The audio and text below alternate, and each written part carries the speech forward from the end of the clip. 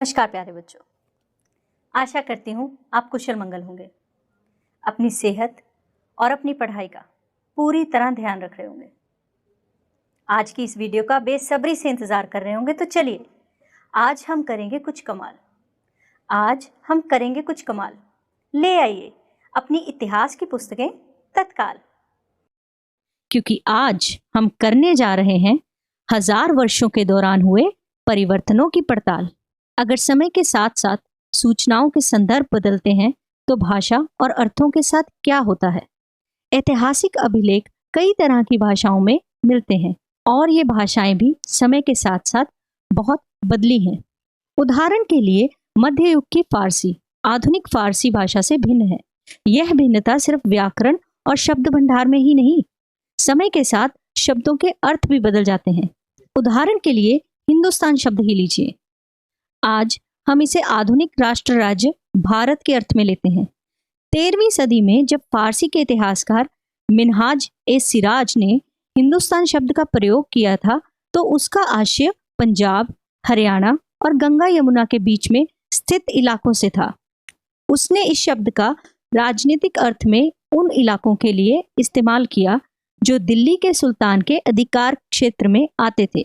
सल्तनत के प्रसार के साथ साथ इस शब्द के अंतर्गत आने वाले क्षेत्र भी बढ़ते गए, लेकिन हिंदुस्तान शब्द में दक्षिण भारत का समावेश कभी नहीं हुआ। इसके विपरीत 16वीं सदी के आरंभ में बाबर ने हिंदुस्तान शब्द का प्रयोग इस उपमहाद्वीप के भूगोल, पशु पक्षियों और यहाँ के निवासियों की संस्कृति का वर्णन करने के लिए किया।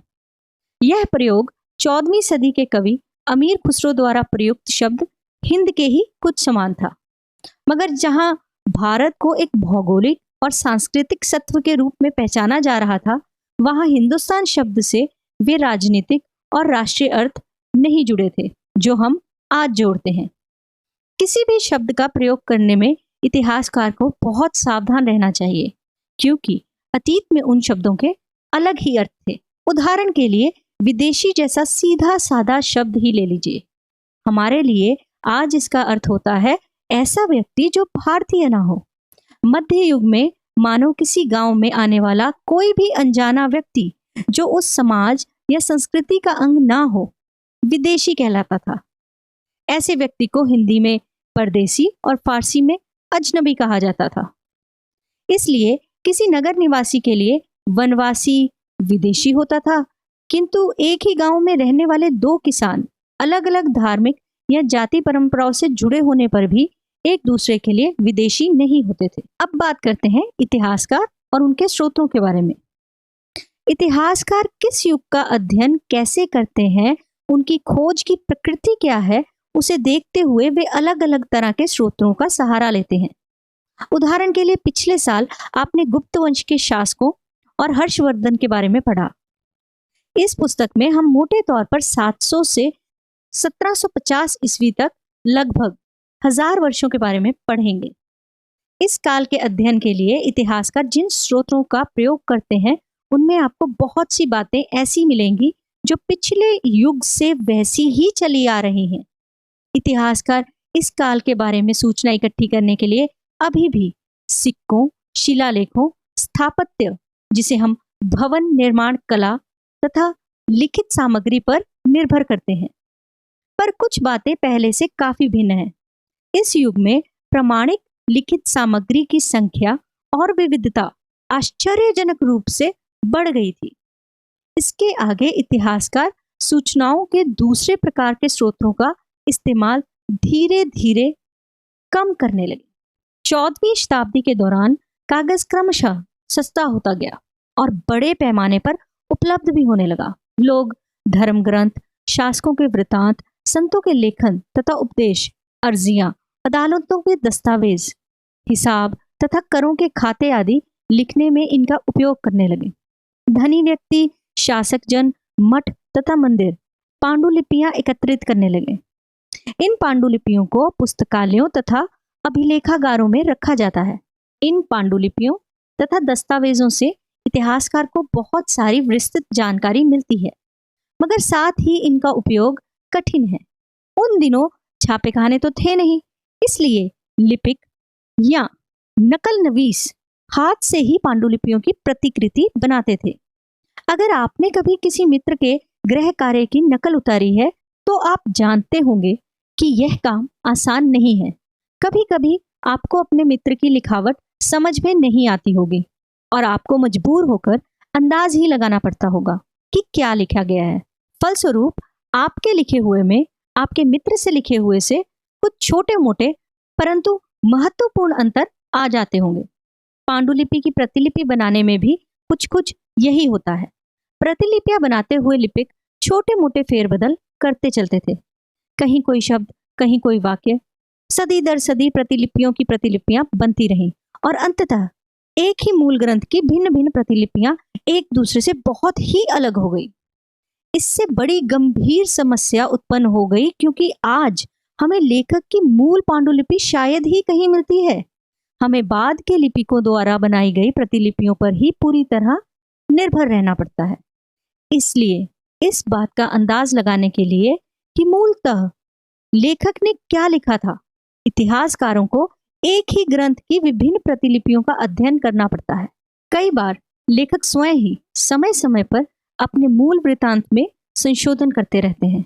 14वीं शताब्दी के इतिहासकार जियाउद्दीन बर्नी ने अपना वृत्तांत पहली बार 1356 में और दूसरी बार इसके 2 वर्ष बाद मतलब 1358 में लिखा।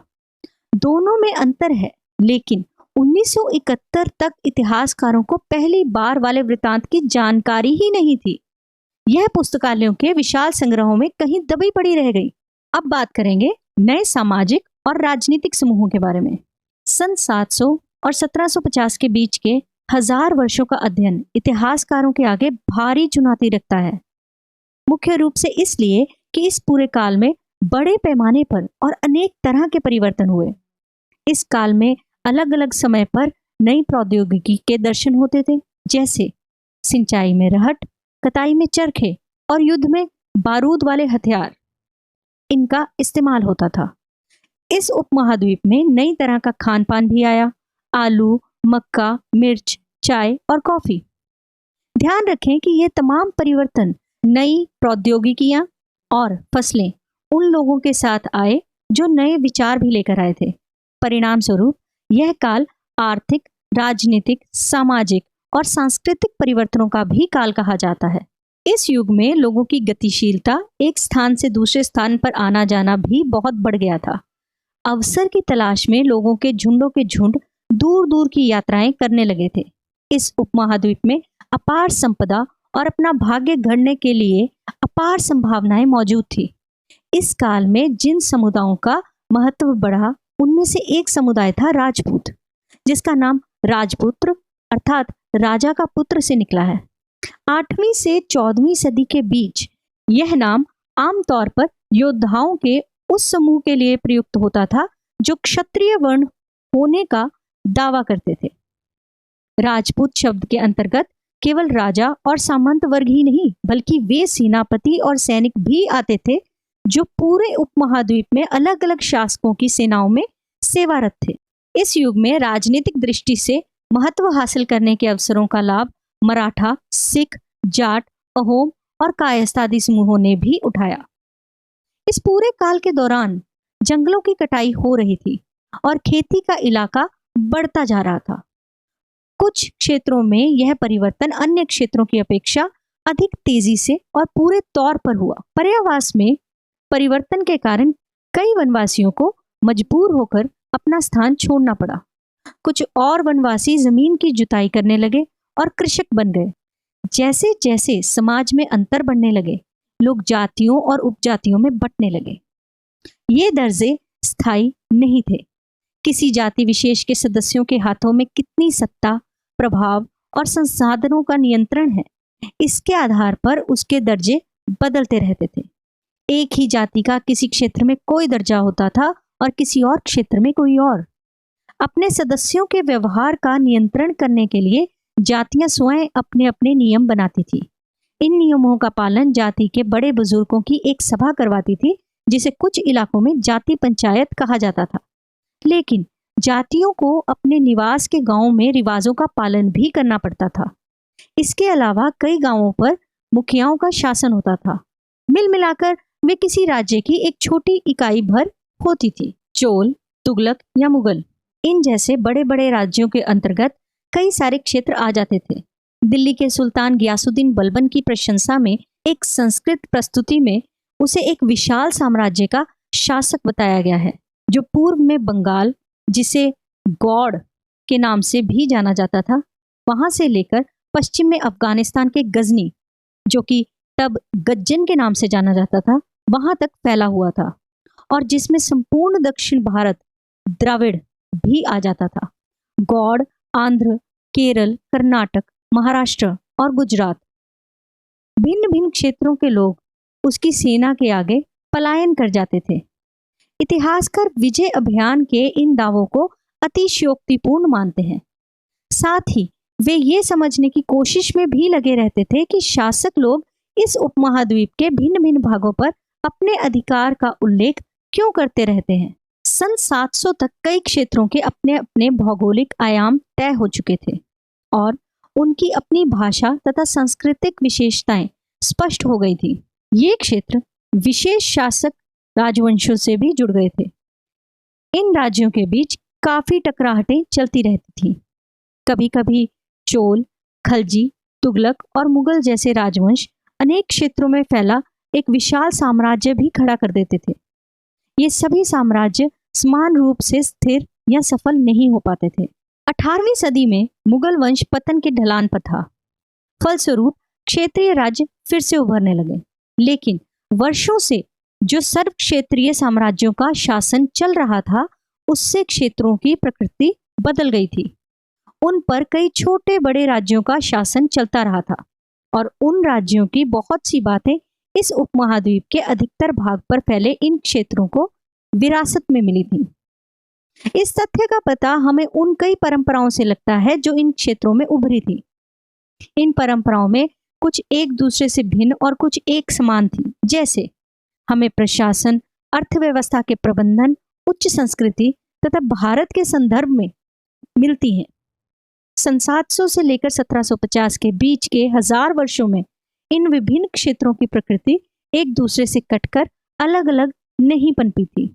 हालांकि उनके चरित्र की अपनी विशिष्टताएं बनी रही थी, मगर समन्वय की सर्व क्षेत्रीय ताकतों का प्रभाव भी उन पर पड़ा था। अब बात करते हैं कुछ पुराने और नए धर्मों की। इतिहास के जिन 1000 वर्षों की पड़ताल हम कर रहे हैं, इनके दौरान धार्मिक परंपराओं में कई बड़े परिवर्तन आए। दैविक तत्व में लोगों की आस्था कभी कभी बिल्कुल ही व्यक्तिगत स्तर पर होती थी, मगर आम तौर पर इस आस्था का स्वरूप सामूहिक होता था। किसी दैविक तत्व में सामूहिक आस्था यानी धर्म प्राय स्थानीय समुदायों के सामाजिक और आर्थिक संगठन से संबंधित होती थी। जैसे जैसे इन समुदायों का सामाजिक संसार बदलता गया, वैसे ही इनकी आस्थाओं में भी परिवर्तन आता गया। आज हम जिसे हिंदू धर्म कहते हैं, उसमें भी इसी युग के महत्वपूर्ण बदलाव आए थे। इन परिवर्तनों में से कुछ थे नए देवी देवताओं की पूजा, राजाओं द्वारा मंदिरों का निर्माण और समाज में पुरोहितों के रूप में ब्राह्मण का बढ़ता महत्व तथा बढ़ती सत्ता। संस्कृत ग्रंथों के ज्ञान के कारण समाज में ब्राह्मणों का आदर बहुत बढ़ा। ब्राह्मण इन ग्रंथों के संरक्षक थे। इन संरक्षकों का समाज में दबदबा और भी बढ़ गया था। इस युग में एक महत्वपूर्ण परिवर्तन भक्ति की अवधारणा के रूप में आया। इसमें ईश्वर की कल्पना एक ऐसे प्रेमल इष्ट देवी देवता के रूप में की गई, जिस तक पुजारियों के विशुद्ध कर्मकांड के बिना ही भक्त स्वयं पहुंच सके। यही वह युग था जिसमें इस उपमहाद्वीप में नए नए धर्मों का भी आगमन हुआ। कुरान शरीफ का संदेश भारत में पहले 7वीं सदी में व्यापारियों और अप्रवासियों के जरिए आया। मुसलमान कुरान शरीफ को अपना धर्म ग्रंथ मानते हैं, लेकिन एक ईश्वर अल्लाह की सत्ता को स्वीकार करते हैं, जिसका प्रेम, करुणा और उदारता अपने में आस्था रखने वाले हर व्यक्ति को गले लगाता है, चाहे उस व्यक्ति की सामाजिक पृष्ठभूमि कुछ भी हो। कई शासक इस्लाम और इसके विद्वान धर्मशास्त्रियों और न्याय शास्त्रियों उलेमा को संरक्षण देते थे। उलेमा वो थे जो इनके न्याय शास्त्री थे।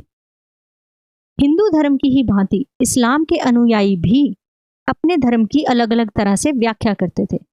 मुसलमानों में कुछ शिया थे जो पैगंबर साहब के दामाद अली को मुसलमानों का विधि सम्मत नेता मानते थे, और कुछ सुन्नी थे जो खलीफाओं के प्रभुत्व को स्वीकार करते थे। इस्लाम के आरंभिक दौर में इस धर्म का नेतृत्व करने वाले खलीफा कहलाते थे। आगे भी इनकी परंपरा चलती रही। ऐसे ही धर्म सिद्धांतों तथा रहस्यवादी विचारों को लेकर विभिन्नताएं देखने को मिलती हैं। समय और इतिहास के कालखंडों पर विचार।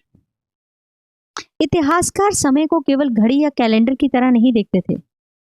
उनका नजरिया यह है कि समय सामाजिक और आर्थिक संगठन में आने वाले परिवर्तनों को झलकाता है। यह दिखलाता है कि विचारों और विश्वासों में कितना स्थायित्व रहा है और कितना परिवर्तन आया है।